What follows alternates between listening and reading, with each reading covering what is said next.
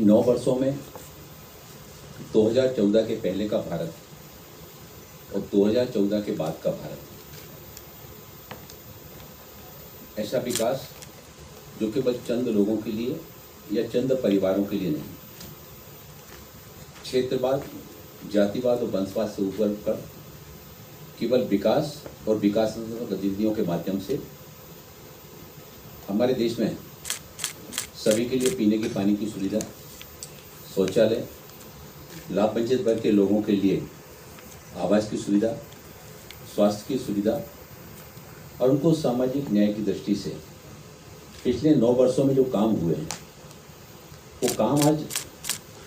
चारों तरफ दिखाई दे रहे हैं। इन 9 वर्षों में अगर हम बात करें तो बहुत बड़ी संख्या में देश में ऐसे लोग थे जिनके पास रहने के लिए घर नहीं था, जो टिट्टू की ठंड में, तपती धूप में, बरसते बादलों में, बर्फों के बीच में अपने दिन और रात गुजारा करते थे। 3.5 करोड़ आवास, प्रधानमंत्री आवास योजना से ऐसे लाभ वंचित लोगों के लिए बनकर तैयार हुए, लोग उसमें रहने लगे। 3 करोड़ से ज़्यादा की आवास प्लस की सूची बन गई। हम अगर उज्ज्वला योजना की बात करें तो प्रधानमंत्री उज्ज्वला योजना के अंतर्गत 10 करोड़ से ज़्यादा गैस के कनेक्शन ऐसे गरीब परिवार की माताओं बहनों के लिए दिए गए जिन्होंने कभी सोचा नहीं था कि हमारे घर में कभी गैस के कनेक्शन पर खाना बनेगा। 10 करोड़ ऐसी गरीब माताओं बहनों के लिए गैस के कनेक्शन। स्वच्छता अभियान के अंतर्गत 11 करोड़ से ज़्यादा शौचालयों का निर्माण कार्य कराया गया और इज्जत घर के नाम पर 11 करोड़ शौचालय बनाने का काम इस अवधि में किया गया। प्रधानमंत्री जल जीवन मिशन योजना से देश के 11 करोड़ से ज़्यादा घरों में हर घर नल और नल से जल। जब ऐसे दुर्गम देश के दूरस्थ क्षेत्रों में सिक्किम जैसे राज्य जिनकी भौगोलिक संरचना काफ़ी विविधताओं से भरी हुई है, प्रधानमंत्री आयुष्मान भारत योजना से 50 करोड़ लोगों को 5 लाख रुपए तक के मुफ्त इलाज की सुविधा का लाभ अब गरीबों के लिए ये जीवन रेखा का काम कर रहा है। एक उनका एक तरह से लाइफ इंश्योरेंस का कार्ड उनके पास एक तरह से होता है। मध्य प्रदेश, उत्तर प्रदेश, बिहार से बड़ी मात्रा में लोग काम की तलाश में दिल्ली, हरियाणा, पंजाब, राजस्थान, गुजरात, कर्नाटक जाते हैं। अब कोई व्यक्ति मकान बनाने के काम में गया है, कोई भवन निर्माण के काम में गया है, कोई सड़क निर्माण के काम में गया, कोई चौकीदार का काम करने के लिए गया है। वो किसी गंभीर बीमारी से अगर ग्रसित हो जाता है, उसको डॉक्टर्स ने 1 लाख, 2 लाख, 3 लाख रुपए का एस्टिमेट बता दिया। गरीब व्यक्ति इतना महंगा इलाज नहीं करा सकता, लेकिन उसके पास अगर प्रधानमंत्री आयुष्मान भारत योजना का कार्ड है तो उसके मन में ये विश्वास रहता है कि प्रधानमंत्री जी ने ये जो योजना बनाई है, इस योजना का लाभ ये कार्ड से मैं सरकारी अस्पताल में या सूची में जो प्राइवेट अस्पताल हैं उन प्राइवेट अस्पताल में भी जाकर अपना इलाज करा सकता हूँ या अपने परिवार के सदस्य का इलाज करा सकता हूँ। वहीं वो एक परिवार, एक राशन कार्ड, इस योजना के लागू होने से हमारे से मजदूर भाई जो दूर दूर राज्यों से दूसरे राज्यों में मजदूरी करने जाते हैं, उनके परिवार में अगर 10 सदस्य हैं, 4 उनके गृह राज्य में रह रहे हैं, 6 वहाँ पर रह रहे हैं, 4 दूसरे राज्य पर मजदूरी करने के लिए गए हैं, तो 6 सदस्य आज वहाँ पर राशन ले सकते हैं और 4 सदस्य दूसरे स्थान पर राशन ले सकते हैं। सामान्य व्यक्ति के मन में एक विश्वास का भाव जागृत हुआ है कि प्रधानमंत्री नरेंद्र मोदी जी ने सब समाज को लिए साथ में आगे है बढ़ते जाना। यानी विकास केवल चंद परिवारों के लिए नहीं, चंद लोगों के लिए नहीं, बल्कि एक व्यक्ति जब सच्चे अंतःकरण की भावना से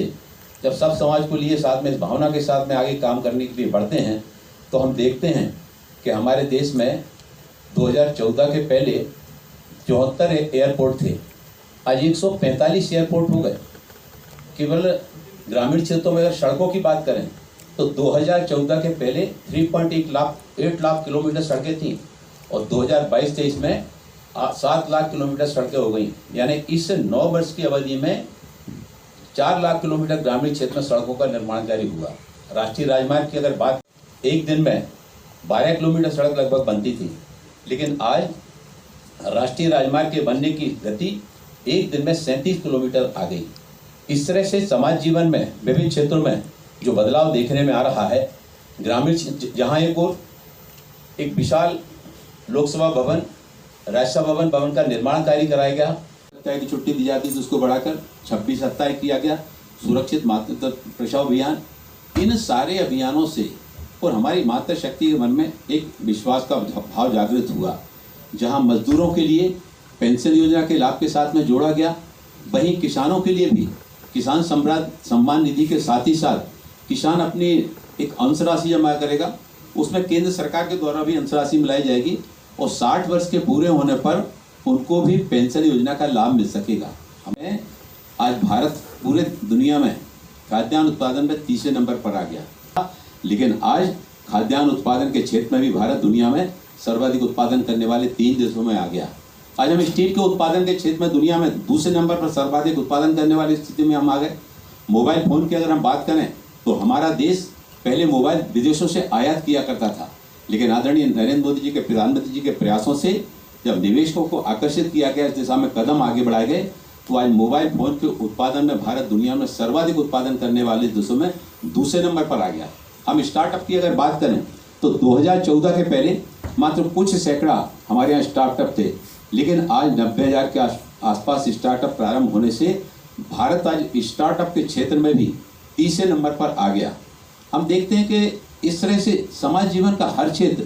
कोई क्षेत्र ऐसा नहीं जहाँ पर कि आदरणीय प्रधानमंत्री जी के द्वारा प्रारंभ की गई योजनाओं का लाभ समाज के सब वर्गों के साथ ही साथ, चाहे वो नॉर्थ ईस्ट की बात हो, चाहे वो उत्तराखंड की बात हो, चाहे मध्य प्रदेश की बात हो, चाहे महाराष्ट्र की बात हो, विकास सारे देश में एक समान और विकास की योजनाओं का लाभ समाज के वंचित वर्ग के सभी पात्र व्यक्तियों तक पहुंचे। इसके लिए बगैर भेदभाव के, बगैर जाति की व्यवस्था के, बगैर धर्म के भेदभाव के जो व्यक्ति पात्र है, उन पात्र व्यक्तियों तक योजनाओं का लाभ पहुंचे। ये सरकार का मन, ये सरकार की मंशा सबकी भलाई, सबका कल्याण, सब गरीबों का सामाजिक, आर्थिक, सामाजिक सशक्तिकरण करना, इस दृष्टि से जो काम हुए उसमें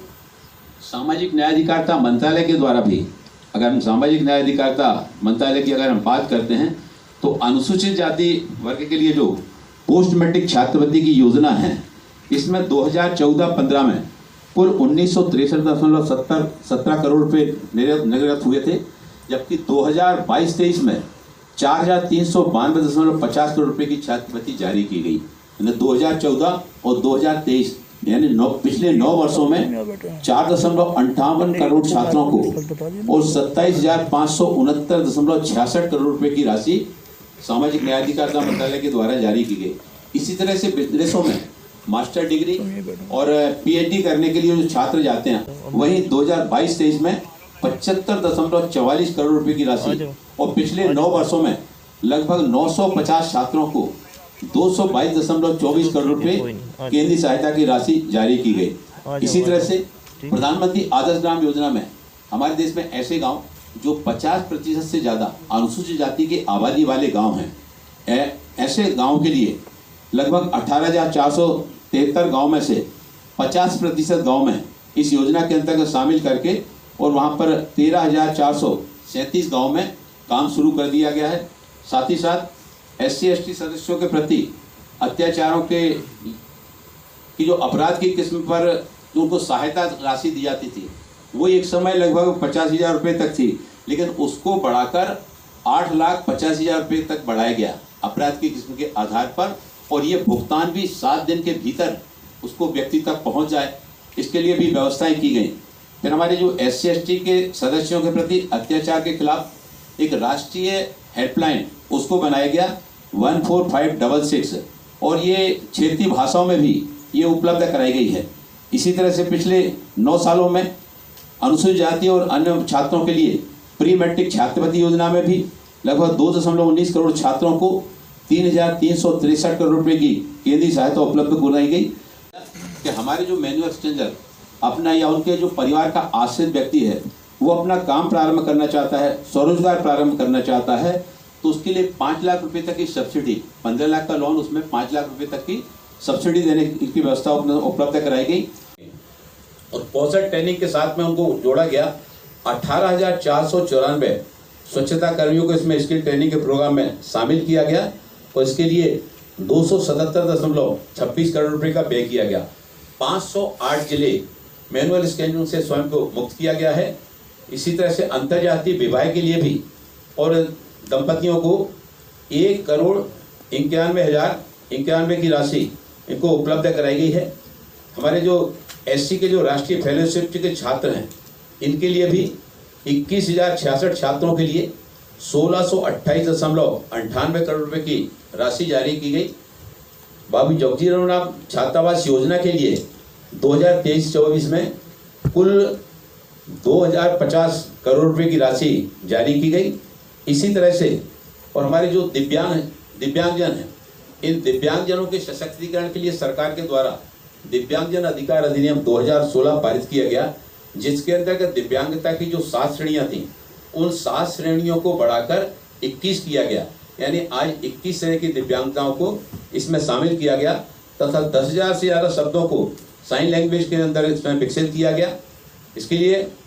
हमारे ऐसे बच्चे जो 0 to 5 ईयर जो बच्चे पैदाइशी सुन नहीं पाते हैं, बोल नहीं पाते हैं, ऐसे 4,000 से ज़्यादा बच्चों की कॉक्लियर इम्प्लांट सर्जरी कराई गई। सफलतापूर्वक इसके लिए सर्जरी को कराया गया और 2014-15 में राष्ट्रीय संस्थानों को, जो हमारे 9 राष्ट्रीय संस्थान हैं, उनमें सहायता राशि के रूप में 78 करोड़ रुपए का अनुदान दिया गया। ये 14-15 में और 22-23 में 325.84 करोड़ रुपए की राशि दी गई, जिसमें सभी राष्ट्रीय संस्थान और CRC को तो पिछले 9 वर्षों में 2,128 करोड़ रुपए जारी किए गए, जिसमें से 1.88 दिव्यांगजन लाभान्वित हुए हैं। मध्य प्रदेश के ग्वालियर में तो दिव्यांगजनों के लिए खेलकूद केंद्र का निर्माण कार्य कराया जा रहा है, जो संभवतः इस महीने या जुलाई में के 1st-2nd वीक तक कंप्लीट हो जाएगा, जिसमें 300 दिव्यांग खिलाड़ियों के लिए आउटडोर इंडोर गेम के प्रशिक्षण की सुविधा, उसमें 200 दिव्यांगजनों को आवासीय वहाँ पर रहने की भी सुविधा वहाँ पर प्रदान की जाएगी। इस दिव्यांग खेलकूद प्रशिक्षण केंद्र में राष्ट्रीय और अंतर्राष्ट्रीय स्तर के खिलाड़ी तैयार हो सकें, 5 तरह का प्रशिक्षण देने की कार्य योजना बनाई जा रही है। कोच के साथ ही साथ और हमारे खिलाड़ी, दिव्यांग खिलाड़ी बहुत अच्छे निकल के आएंगे। जैसा कि इस बार के टोक्यो ओलंपिक में जहां सबसे अच्छा ओलंपिक में जहां रिजल्ट निकल के आए, वहीं पैरा ओलंपिक में हमारे दिव्यांग खिलाड़ियों ने 19 मेडल इस बार वहां से जीत के आए, जबकि पिछले ओलंपिक में कुल 19 खिलाड़ी भाग लेने के लिए गए थे और 7 मेडल जीत के आए थे। इस बार हमारे 54 खिलाड़ी भाग लेने के लिए गए और 54 खिलाड़ी 19 मेडल जीत के आए। ये हमारे देश के दिव्यांगजनों के क्षेत्र में आदरणीय प्रधानमंत्री जी के द्वारा उनके सशक्तिकरण के लिए जो कदम आगे बढ़ाए जा रहे हैं, उसमें यह हमारा दिव्यांग खेलकूद केंद्र ग्वालियर आने वाले समय में एक बहुत महत्वपूर्ण भूमिका निर्वाह करेगा। हमारी एडिप योजना के अंतर्गत और जो 13,009 शिविर आयोजित किए गए, जिसमें 69,052 करोड़ रुपए की लागत से सहायक उपकरणों का वितरण किया गया और इसमें लगभग 766 लाख दिव्यांगजन लाभित हुए। इसी तरह से देश भर के स्कूलों में एडिप योजना के अंतर्गत 7,562 शिविरों का आयोजन किया गया, जिसमें 8.2 लाख दिव्यांग छात्रों को 282.9 करोड़ रुपए की राशि के सहायक उपकरण वितरण किए गए। इसी तरह से 3 दिसंबर 2015 को सुगम्य भारत अभियान प्रारंभ केंद्र सरकार के द्वारा किया गया, जिसमें सार्वभौमिक और बाधा मुक्त वातावरण बनाने के लिए रेलवे स्टेशन, प्लेटफार्म, स्कूल, सार्वजनिक परिसर और लोग समाज में जागरूकता पैदा करने के लिए जो सरकार के द्वारा प्रयास किए गए, उसमें केंद्र सरकार के 1100 भवनों के सहित 1709 सरकारी भवनों को सुलभता की विशेषताएं प्रदान की गई, जिसमें रैंप, हैंडलिंग और 35 अंतर्राष्ट्रीय हवाई अड्डे और 55 घरेलू हवाई अड्डों को दिव्यांगजनों की पहुंच की विशेषताएं वहां पर प्रदान की गई।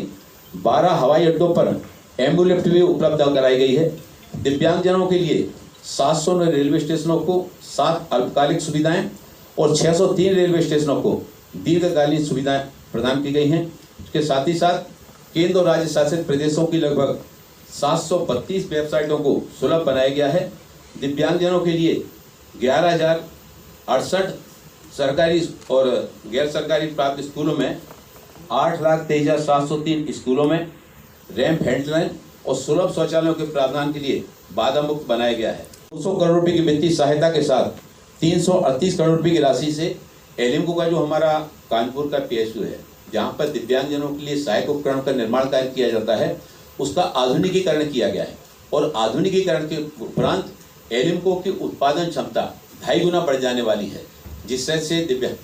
दिव्यांगजनों के लिए सहायक उपकरणों की मांग बढ़ रही है। उनकी आवश्यकताओं की पूर्ति के लिए कानपुर के एलिम्को का उसका आधुनिकीकरण किया। सारी मशीनें जो 50-60 पुरानी हो गई थी और उनकी उत्पादन क्षमता भी प्रभावित हो रही थी, तो सारी मशीनों को, और इसमें सबसे बड़ी विशेषता ये है, उसमें जो मशीनें लगाई गई वो स्वदेश में निर्मित, कुल 1-2% ही मशीनें जो बाहर से जो अपने यहाँ नहीं बनती हैं वो लगाई गई हैं। बाकी सारी की सारी मशीनें अपने स्वदेश में निर्मित उन मशीनों को लगाया गया है। RCI ने पुनर्वास के क्षेत्र में और 60 प्रकार के पाठ्यक्रम शुरू किए हैं, जो कि देश भर के 905 संपन्न संस्थानों को इसके अंतर्गत मान्यता दी गई है। लेकिन उनको दिव्य कला मेलों का आयोजन करके दिव्यांगजन, कोई बहुत अच्छा नृत्य, बहुत अच्छा संगीत के क्षेत्र में, कोई वाद्य के क्षेत्र में, तो ऐसे दिव्यांगजनों को दिव्य कला शक्ति के माध्यम से दिव्यांगजन उन मेलों के माध्यम से, सार्वजनिक कार्यक्रम के माध्यम से उनकी प्रतिभा को देश जान सके, समाज जान सके। और इसकी शुरुआत महामहिम राष्ट्रपति जी के भवन से प्रारंभ होकर उसको फिर देश के अन्य स्थानों पर उस कार्यक्रम को कराया जा रहा है। ऐसी दिव्य कला मेले के माध्यम से दिव्यांगजन अपने द्वारा निर्मित सामग्री को इन दिव्य कला मेलों में बिक्री की सुविधा, उनको लाभ प्रदान की जा रही है। कि ये जनता की ताकत है। जनता ने लोकतंत्र में इसके पहले तक जिन लोगों को वोट की ताकत से सत्ता के शिखर तक पहुंचने का सौभाग्य प्राप्त हुआ, उन्होंने अपने परिवार को, उन्होंने अपने वंश को, उन्होंने अपने जाति के आगे बढ़ाने का सोचा। लेकिन देश के प्रधानमंत्री आदरणीय नरेंद्र मोदी जी ने इन सारी चीज़ों से ऊपर उठकर, परिवारवाद से ऊपर उठकर, जातिवाद से ऊपर उठकर, क्षेत्रवाद से ऊपर उठकर सब समाज को लिए साथ में आगे है बढ़ते जाना, इस भावनाओं के साथ में जब उन्होंने आगे चलकर काम करना शुरू किया, तो व्यक्ति जब आगे इस भावना से आगे चलता है तो व्यक्ति लड़ाई नहीं लड़ता, समाज उसके साथ में खड़ा होता है, देश उसके साथ में खड़ा होता है। और चारों ओर जिस तरह से आदरणीय प्रधानमंत्री जी के 9 वर्ष के कार्यकाल को लेकर जनता में जो विश्वास का भाव जागृत हुआ है, वो बातें आप सबके माध्यम से, इस वार्ता के माध्यम से मैंने अपनी बातें रखी।